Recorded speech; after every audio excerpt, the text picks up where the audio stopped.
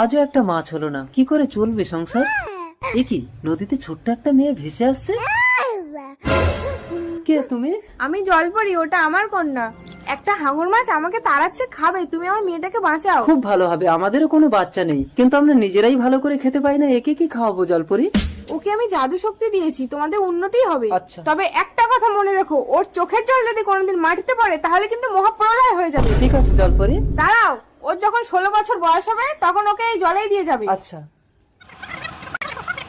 আমি এর নাম দেবো জল্পনা, কিন্তু এ যদি খিদেতে কান্না করে, এর চোখের জল মাটিতে পড়লে তো আমরা ধ্বংস হয়ে যাব।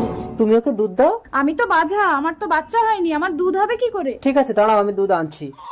চুপ কর, বলিস না। এখনো আসছে না কেন? এই নাও দুধ। এ তো আশ্চর্য জাদু বাচ্চা, বাছা মেয়ের দুধ হচ্ছে।